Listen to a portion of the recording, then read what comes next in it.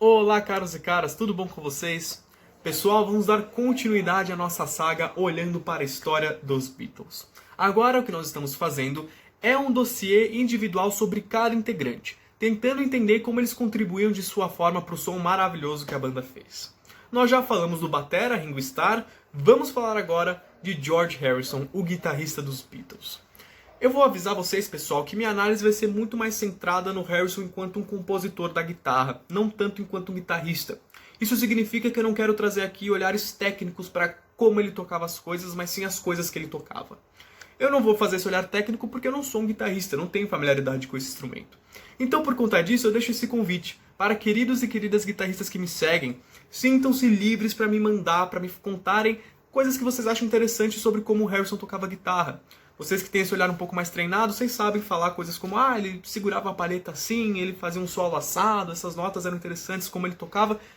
Enfim, o que vocês souberem sobre a vida dele, sobre como ele tocava guitarra, eu vou ficar muito, muito feliz em saber. E vou ficar muito feliz em compartilhar aos demais seguidores da Drummers. Então, sintam-se livres para me contatar da forma que for mais confortável para vocês. Com isso dito, vamos iniciar nossa saga olhando especificamente para o guitarrista dos Beatles.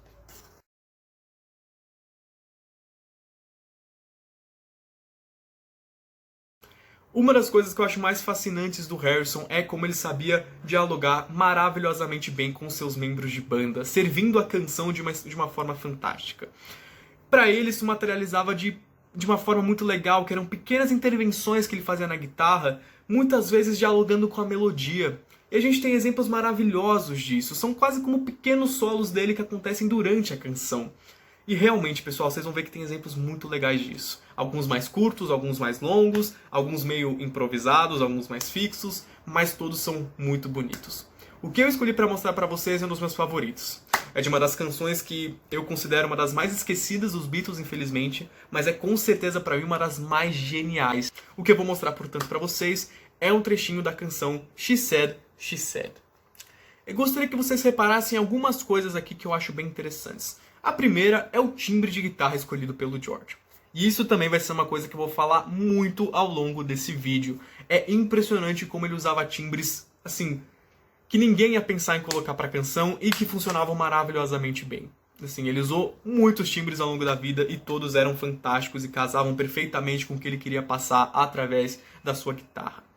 A outra coisa, repare como ele dialoga bem com a melodia cantada pelo John Lennon. Você vai ver até, se você reparar, que ele até pega emprestado coisas que o Lennon está cantando. E isso vai gerar um espelhamento que não só é esteticamente muito bonito, como dá um movimento muito legal para a canção. Então veja só como vai ter momentos que o Lennon vai fazer um... E aí o Harrison vai responder com... E coisas assim nessa natureza que, gente, funcionam de uma forma tão legal. Tornam a canção tão coesa, tão bonita e com um movimento muito bacana.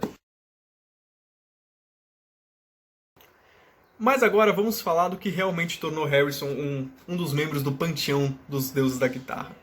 Seus solos. Seus solos são maravilhosos, são icônicos, são muito bem conhecidos. O Tom Petty, que era um grande amigo dele, um grande músico, definiu os solos do Harrison, acho que da melhor maneira possível. Ele falava, eu escuto eles e eu não consigo imaginar outra coisa ali. Eu acho que é a definição mais precisa. E isso é fruto de uma mentalidade muito legal que ele tinha. O Harrison pensava seus solos não como um momento de destaque, não como um momento do seu holofote, mas pensava eles como parte de um todo. O solo deve contribuir para a canção. Ele tem uma função dentro da canção. Ele não está à parte dela, ele é parte dela. E isso gerou coisas muito legais. Por conta disso, ele tinha solos que eram muito contrastantes entre si. Solos que eram muito bonitos, todos, mas eles contrastavam bastante porque cada um servia à necessidade específica daquela canção. Resultados sonoros são dos mais variados e são dos mais bacanas também. Por exemplo, ele ouviu uma canção como A Hard Day's Night e falou, legal, é isso que eu quero fazer pra ela. E o resultado foi o quê? Um solo que é tremendamente curto. Tem uma ideia melódica desse tamanho. E ele repete. Ele faz pam, tam, dum, dum, dum, toca mais uma vez e acabou o solo. Esse é o solo que ele tinha pra oferecer nessa canção. E faz todo sentido. E soa super legal. É o que ela precisava. Um outro tipo de solo que o Harrison usou muitas vezes, ouvia a canção, ouvia a melodia dela e falava, legal, eu quero tocar essa melodia no meu solo. Isso também trouxe resultados muito bacanas. Um dos meus favoritos está na canção I Want You, She's So Heavy, em que ele toca novamente a melodia que é cantada pelo John Lennon. Ele adiciona, é claro, alguns floreios, faz um timbre que é maravilhoso, mas é a melodia que o Lennon estava cantando o tempo inteiro. E faz todo sentido. Casa maravilhosamente bem com a canção. Mas o tipo de solo que provavelmente deixou o Harrison mais famoso, dos quais ele fazia, é o solo melódico. O Harrison é muito famoso por solos que são tremendamente melódicos, e você deve ter percebido isso já. Você, quando escuta a sua canção predileta dos Beatles, muito provavelmente, se ela tem um solo do Harrison, muito provavelmente você cantarola junto esse solo, ou você assovia junto. Por quê? Porque eles são tremendamente melódicos, eles são cantáveis, é desse tipo de coisa que a gente está falando. Pra mim, um dos exemplos mais bacanas tá numa das minhas canções favoritas dos Beatles, que é Nowhere Man. Esse é um solo legal, inclusive, porque além dele ser muito melódico, ele permite que eu explique um pouco mais aquilo que eu falei, de um solo que é bem estruturado. Quando você estiver ouvindo, repare só como ele abre esse solo de uma forma mais intensa, com uma nota que, entre muitas aspas, é um pouco mais agressiva, e aí ele vai caminhar durante seu meio através de melodias que, de certa forma, até estão refletindo a melodia que o Lennon cantou, né? Vai fazer... Tá brincando com a melodia que tinha por trás dessa canção. E pra finalizar ele vai pra cordas mais graves. E ainda pra dar o creme do creme, pra acabar com o solo, falar que foi perfeito, a cereja no chantilly do bolo, ele vai lá e faz um harmônico. Eu acho maravilhoso, gente. Eu acho esse solo tremendo porque ele mostra ele é de uma clareza. Você escuta e é o que Tom Petty falou. Você não consegue imaginar outra coisa. Cada nota ali tá perfeita. Cada nota tem a função. Todos esses solos são tradicionais da carreira do George, todos esses solos permitem que a gente reconheça o som dele, são marcados por uma belíssima estruturação, por ótimas escolhas de timbre, todos têm a impressão digital dele, né? Mas como eu falei pra vocês, pessoal, George Harrison era um cara que pensava não em si mesmo, mas pensava pra canção. E isso resultou em alguns solos dele que são pontinhos fora desse gráfico. Solos que a gente escuta e fala, não acredito que isso é George Harrison.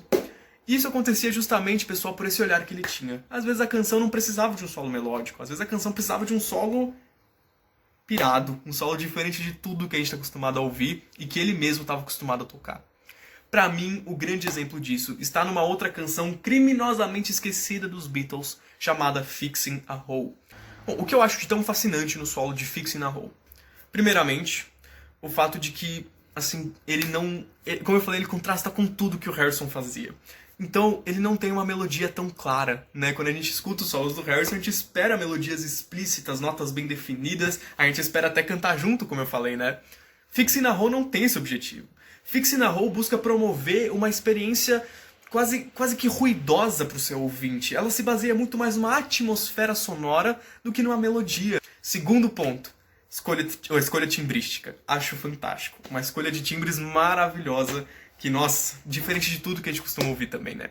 E o terceiro ponto, uma escolha rítmica dele. Eu não falei muito de ritmo até agora, né? E eu acho isso fascinante. Se você reparar, Fixing a Hole, o solo dessa canção, o Harrison escolhe por acentuar tempos fracos. Isso, em outras palavras, tirando do musiquês, significa que ele tenta fazer com que seu solo pareça que está fora de tempo, que ele não está no ritmo certo. E isso é tão legal também, porque ajuda a gente a sentir mais a emoção dessa canção e também, de certa forma, espelha uma experiência psicodélica pelas quais os Beatles estavam passando. E eu acho isso demais. Realmente essa canção transporta a gente para a mentalidade deles, porque eles estavam vivendo para uma outra situação, e o solo dela contribui para isso de uma forma excepcional. Fantástico, né, pessoal? Bom, uma outra característica do Harrison que eu também acho fascinante, uma coisa que contrasta dele com os demais guitarristas de sua forma de pensar solos, era que ele usava tessituras diferentes. O que eu quero dizer com isso, não falando em musiquês? O Harrison, ele às vezes compunha solos em regiões graves da guitarra. E isso é muito bacana, porque é algo muito diferenciado. Não há muitos guitarristas que compõem solos assim. A maior parte deles, quando vai solar numa canção, escolhe tocar em regiões mais agudas do instrumento. O Harrison, como eu já falei, às vezes ele falava, essa canção não precisa de um solo agudo, precisa de um solo grave. E pra mim, acho que o grande exemplo de um solo grave que o Harrison compôs está numa canção maravilhosa que eu já falei com vocês aqui e que agora sim eu posso fazer essa homenagem pro meu pai. Acho que é o trecho de guitarra dele favorito no mundo, então eu precisava deixar isso pra ele. Eu estou falando do solo da canção Rain. Eu até peguei o violão, pessoal, para que a gente consiga visualizar um pouquinho melhor o que está acontecendo aqui. Vamos começar falando de tessituras, né? É a principal razão pela qual estamos escutando esse solo. Então vamos lá. Como eu disse, ele é um solo muito grave. Isso é uma coisa que é fantástica, que a gente não costuma ouvir todo dia. Veja só, visualize aqui no violão como o Harrison está priorizando notas graves aqui.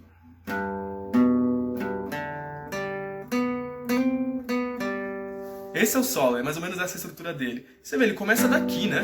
Desse sol, gravizão. E eu acho isso demais, pessoal. É uma sonoridade totalmente diferente do que a gente escuta. A nota mais aguda que ele está usando é esse dó. Essa é a nota mais aguda do solo dele. Demais, gente. Eu acho isso sensacional mesmo. Mas você vê, o Harrison é um cara tão legal que não é só isso que torna esse solo brilhante. Outro aspecto que eu acho fantástico é a clareza harmônica desse solo de guitarra. Porque a canção Rain está em sol maior. E por conta disso, o acorde de sol maior ele é muito importante para essa canção, né? E você pode reparar como, quando ele está tocando esse solo, quase todas as notas reforçam o acorde de sol maior. Veja só, ele faz aqui um sol, um si, um ré, de novo um sol, de novo um si, e aí a única nota que não pertence ao acorde é esse dó. Mas ele não foge da tonalidade. Dó faz parte da tonalidade de sol maior. Por conta disso, tudo que o Harrison tá fazendo aqui é reforçar pra caramba pra gente. Olha só, estamos em sol maior, eu vou deixar isso claro até no meu solo. Muito bacana. E pra mim, honestamente, acho que a coisa mais legal de todas é uma coisa que eu nem consigo reproduzir no violão. Não dá pra fazer porque é uma coisa totalmente espontânea, uma coisa que surgiu no momento, que aconteceu e que, graças a Deus, nós somos abençoados com isso. Isso foi eternizado pra gente ouvir. O que eu estou falando, gente, se você reparar no comecinho desse solo, a primeira nota dele, você pode reparar que ela não é tocada de uma forma muito precisa.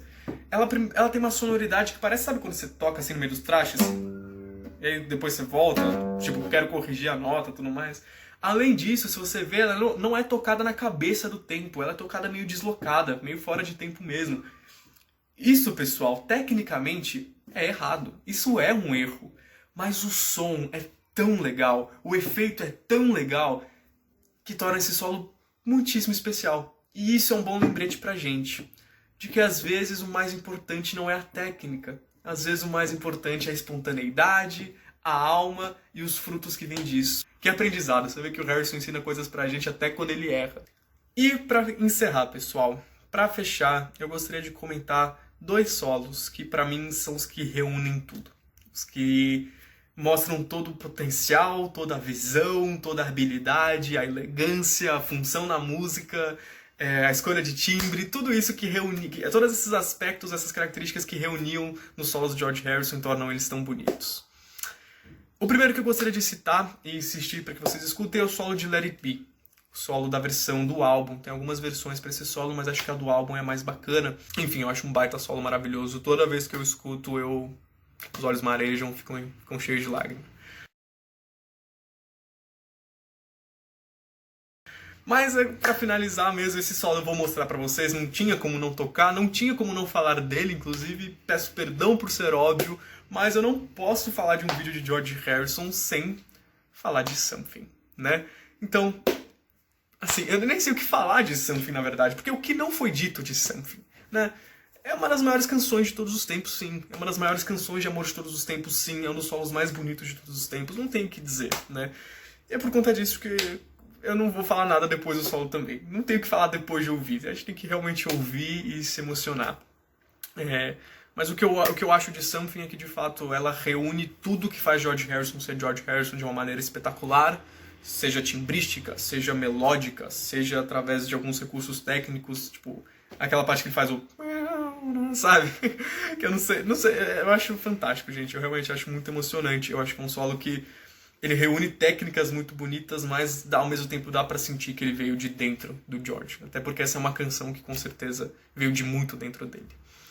Dito isso, pessoal, vamos encerrar esse vídeo. Foi um privilégio falar um pouquinho de vocês da história de George Harrison. Fiquem atentos porque já vem mais.